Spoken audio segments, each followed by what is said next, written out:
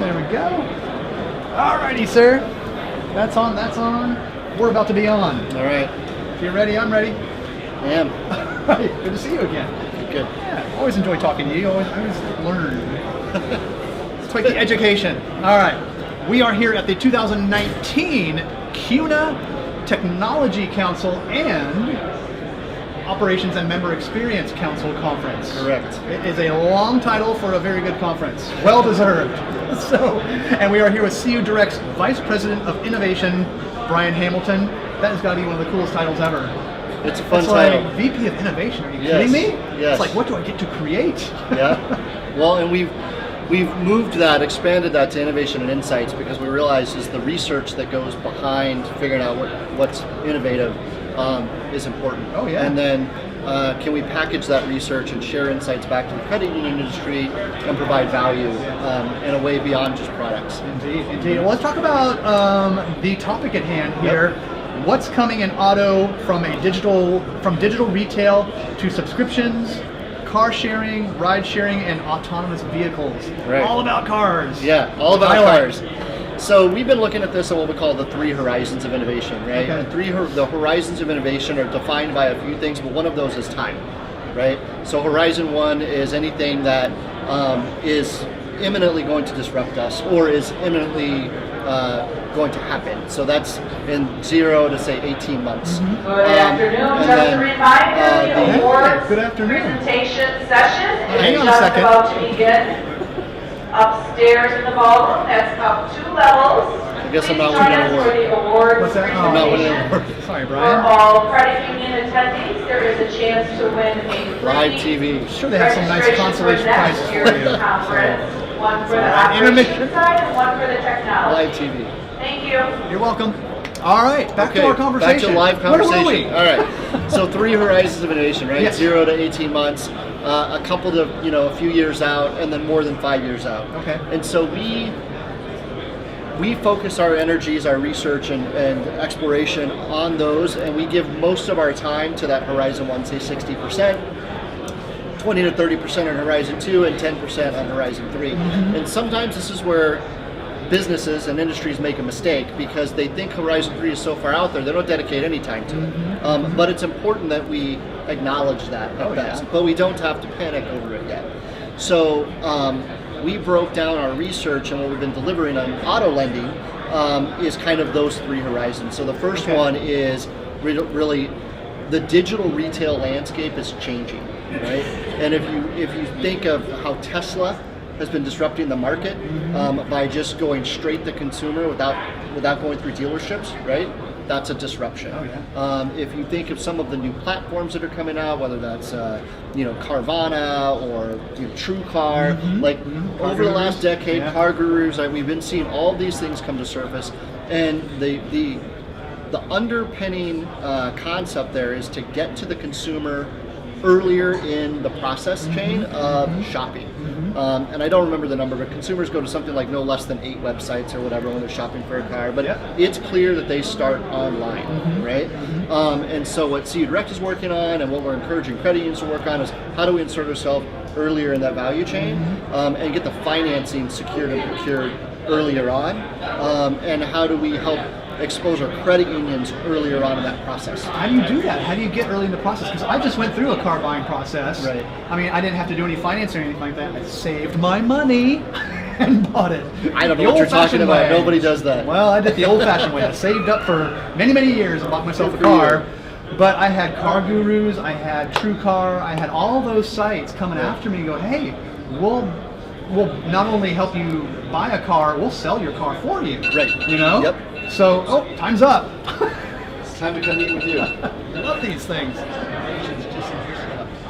That's my alarm to wake up. I snoozed it instead of turning it off. I'm sorry. That's okay. Live TV again. Yeah. All right. We're awake now. So how do you get there early? Right. So what we're doing is it's difficult for any single credit union to do this, right? Even with a national charter, that's a big spend for possibly a low rate of return. So CU Direct is working on a platform right now whereby we will be able to understand a credit union's buying habits and their pricing strategy and their membership eligibility, right? then we can go to these nascent sources like a TrueCar, right, on a national level, and have a single funnel that we can identify which credit union you're eligible for, what your rates would be, what your offer would be, right, and then offer that up to you while you're shopping. And then just show you the cars that you're approved for, right? So we are building those solutions, architecting those right now today. And we would tell the credit unions that if you're not using us, that's fine, but well, that's not fine actually. But you should be looking at that too, right? How are you going to get yourself earlier on in the process? And it's hard to do by yourself. No doubt. That's a big investment. No doubt. So that's kind of the digital transformation part. And then digital transformation, that's a big buzzword now, but it goes so much further, right? It goes to things that you and I have talked about before. How do you automate your processing? How do you automate your funding? How do you digitize the back office? Because that consumer experience now, they're expecting Amazon, right? They're expecting one click, right? They're not expecting a long drawn out process. So how can we automatically know what your income is without you having to give us information, right? That's possible. How can we validate KYC with you without you having to go through a bunch of hoops? How can I just get you from I'm interested in this car to, or getting a car, to here's the cars you would qualify for, and we only need a couple pieces of information and a few clicks and your financing's done. That's what we're chasing down, and that's not 5-year stuff. That's next year stuff, right? And that's an expectation from consumers. So then you get to the little bit further out and kind of the cool stuff. So if you ask credit unions if they do Uber loans, they will say no. You all do Uber loans, you just don't know it. So please enlighten me. Because the drivers aren't telling you, right? And so we were exploring and trying to figure out, like, how do we surface this so everybody can, work with transparency, because there is more risk when you have a car that's driven. And what happens is if that car gets into an accident and the insurance company realizes you were driving for Uber and it's a violation of your policy, they don't pay off the balance. Now the lenders are at risk, right? I'm not trying to freak anybody out, but this is a risk we should consider, right? So could we, and CUdirect is not building this part today, but it's the type of stuff we think about, right? And it's the type of stuff we collaborate with the industry on. Could you have a variable car payment, right? That says, here's your base car payment when you drive your car normally. If you want to go make more money, that's great, but the depreciation value of your car and the risk for the credit union goes up, so you pay a little more the next month. You made more money, great. Give us $100 more, and everything is good to cover the risk.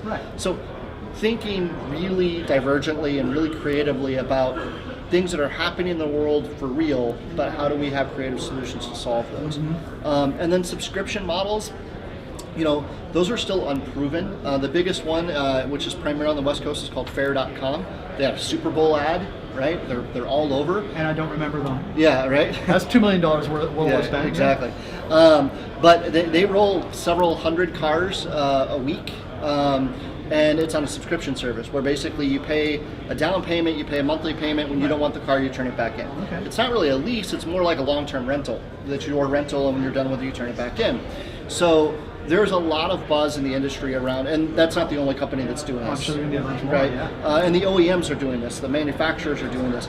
But no one's sure if it's profitable or sustainable yet, right? Because if you use it for 3 months and you max out the mileage and you return it, like, what happens to the depreciation value? So we are not in an ignoring state, for sure. We're actively watching this every single week to try to understand the impact for credit unions and the opportunities for credit unions. There may be an opportunity.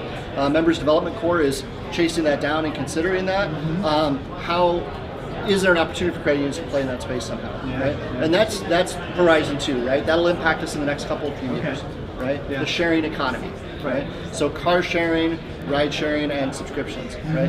And then the fun, sexy topic, right, which is still well more than 5 years out, is autonomous vehicles. And part of what got everybody all anxious about it is that with autonomous vehicles, personal auto loan ownership will decrease probably between 35 and 50%.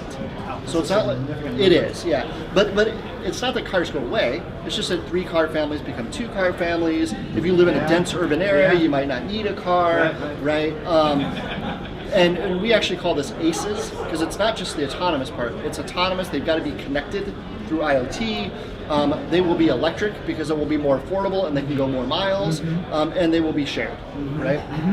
You will subscribe to this autonomous vehicle for some transportation, and you'll have your own vehicle that drops you off at work and then just picks your kids up and goes and gets your groceries and comes back to your work, right? I like that. That's pretty cool. Then you'd only do one car, right? They will be super expensive, so a lot of times they will be shared as well. Like so that's one thing we're looking at, right? Like I always joke that my wife won't get into a zip car, she doesn't know who's been in it, but she would share a $300,000 self-driving Tesla with 5 of her best friends. Okay. Right? Well, because she knows who's been in it. Because she knows who's been in it. So can we do a loan, right? A shared ownership loan with 5 different owners on a really nice, expensive self-driving car, and then equilibrate. That's doable, right? Completely. So that's the type of thing we think about. And it sounds like there's going to be a lot of used cars on the road. If you're having the subscription model and all these shared rental type thing or shared lease type thing, there's going to be a lot of used cars. There is a big misconception out there that people think like with self-driving cars coming out, there'll be fewer cars on the road. Let me be clear, I didn't say that. I said there'll be less personal ownership. Yeah. There will be more cars on the road. I think so, yeah. Right? Because more people will be mobile. So think about this, with the self-driving car now, age doesn't matter, right? That's right. So younger people can go, older people can go. Right. Folks with disabilities that are normally homebound are now free to travel, right? And sprawl will come again because now if you have to commute an hour or 2 hours, 2 things happen. First of all, where I live, 30 miles takes an hour, right? It won't, because there won't be accidents, right? There also won't be rubbernecking. I don't know if that's a term everybody uses, right? Because the self-driving cars don't slow down to look at what just happened, right? They just keep going. So there'll be less congestion, which means that if you do live close to where you're going, you'll be there faster. But you can also then make use of your personal space. And if you want to live 100 miles from work, that's a reasonable commute now, and you're productive. But yeah, you can do your work and all that type of stuff on the way to work. So we're even, when we go into what we call our futurist sessions, where we kind of really think about, right, what are the opportunities now to, remodel interiors of cars if they don't need a driver, right? Or what, from a marketing perspective, what's that experience like on the inside of a car, and how do credit unions, right? Even though this is 10, 15 years out now, it's already time to start thinking about where those opportunities are for us. Yeah. You can have quite the lounge in those cars now, You can. Google it. It's a thing. Yeah. And there's lots of companies working on it. So, we definitely have our hands full at CDirect, and I think that the credit union industry does. We're proud of the fact that we partner with Filene's i3 program. Yeah. We're proud of our sponsorship and partnership with Members Development Corps and all of these other kind of forward-thinking collectives. Our innovation center is anybody's welcome to come visit it. Because we want to keep credit unions relevant, both now, the next 2 years, and the next decade. Yeah, it's good that you're thinking that far out, because you need to. Because actually, I think thinking that far out it's a lot closer than we think. And so to have some thought going toward that goal is a good thing, and that means action is going to be taken towards that goal. I absolutely just live by a quote from Bill Gates. Where he says that we always overestimate what's going to happen in the next 2 years, and we underestimate what's going to happen in the next 10. Yeah. So don't be caught flat-footed, right? Don't be caught with inaction. That's a good lesson for this industry. For credit unions it is, and that's where I say people want to talk about self-driving cars, and they're kind of freaking out about it, and don't overestimate what's going to happen in the next 2 years. It's not coming in the next 2 years, right? Very sparsely, maybe. But Tesla keeps saying next year, and Tesla's actually took a step back. Oh, have they? Now, electrification, by the way, don't underestimate the velocity by which it's growing. Electric vehicles, because Moore's law completely applies here. The price of electrification is dropping rapidly. Range, which is always the barrier to entry, is increasing, and prices are dropping. Tesla's had essentially a monopoly on this. Within the next 12 months, they won't. BMW, Mercedes, Jaguar, Porsche just came out Volvo, with one. Porsche. They've all sat back and waited for Tesla. Yeah. Now they're going to come, but even as low as $25,000, you can get an all-electric vehicle in the next 18 months. Prius now comes in an all-wheel drive. Can you believe that? Yep. So all-wheel drive Prius. yeah, we actually like a website called evrater.com, EVRATER. It tells you everything that's out now, everything that's coming, what the price point's going to be, what the range is going to be. Okay. Yeah, we use that all the time. Oh my gosh, Brian! This again, you fulfilled your duties here. Thank you. Another great education. So really cool. This is stuff that Creighton's really need to be looking out for as well. And not only Please. you guys, but Creighton's as well. So good stuff here. Good stuff. Anything else to wrap up, sir? Nope. All right. Well done, sir. Thanks for the movement. All right. Anytime, man. We'll keep an eye on those horizons. Yes, all three. All three of them.